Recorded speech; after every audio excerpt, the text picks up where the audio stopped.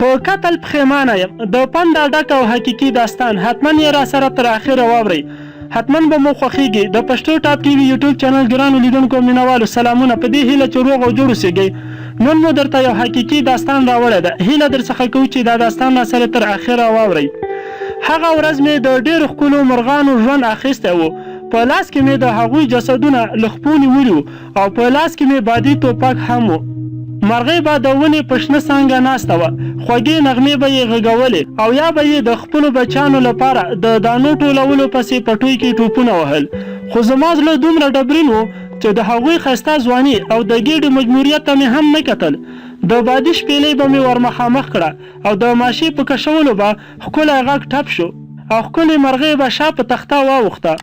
نور کور ته راستنېدم هوا توده وه د ویالې په غاړه شنو وښو کې روان وم یو ناڅاپه ودرېدم هلته د ویالې په ډنډ اوبو کې یو ښکلی مارغه ناست و کله به یې مخوکه اوبو کې ښکته کړه کله به یې ځای په ځای ټوپونه وهل او کله به یې هم وزرونه رپول ورنږدې شوم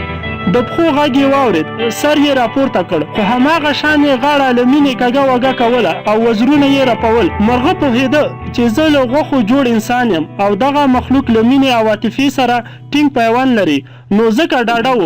ما د ټوپک شپېلۍ ور برابره کړه خو هغه بیا هم باور نه کوو چې دغه شان مخلوق دی دومره ظالم وي بیا یې سر اوبو کې ښکته کړ خو چې کله یې راپورته کړ نو زما خواته یې د خپلو همنوعو پرې کړې غاړې ولیدې ورخطا شو خو هیڅ یې نشو کولی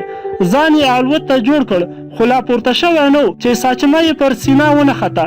او بیرته په شا ولوېد شاوخوا اوبه یې سرې شوې ور ټوپ مې کړل ما یې په مرۍ چاقو کشوه او هغه دواړو سترګې داسې زما په سترګو کې خښې کړې وې تا به وې ترحم او زړسوي پکې لټوي خو چې ویې نه موندل ناهیله شو او بیا یې ورو ورو سترګې پټې کړې له هماغه وخته شاوخوا 12 کاله تیر شوي خو اوس هم راته د هغه مارغه مینه ناز او خپل ظلم را یادېږي او کله کله راته ځان قاتل ښکاره شي له ځانه مې نفرت وشي ډېر پښیمانه شم خو هغه وخت راته نه جبرانېدونکی ګناه ښکاري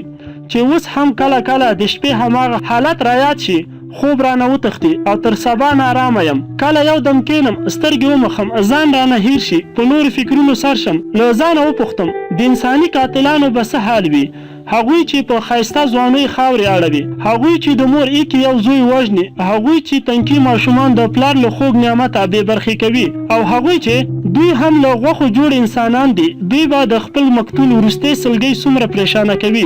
څومره به نارامه وي او خو بیا وایم که قاتلان انساني احساسات لري نو ولې نه پښیمانه کیږي نه او که پښیمانه کیږي نو ولې د قتلونو لړۍ روانه ده اوس په دې فکر کې یم چې خدایه د دغه شان کسانو په کالبوت کې زړونه دي او که بل څه تاسو هم راته خپل نظرونه د انسان وژونکو په اړه د ویډیو لاندې کمنټ کې حتما ولیکئ هیله درڅخه کوو چې د نورو د فن کیسو لپاره درسره پښتو ټاپ ټي وي یوټیوب چینل سبسکرایب او سره د ګومړي نشان ووهئ که دغه د فن ډکه کیسه مو خوښه شوې وي نو حتما یې درسره لایک او له خپلو ملګرو سره مو هم شیر کړئ تر بلې ویډیو مو په لوی رب سپارم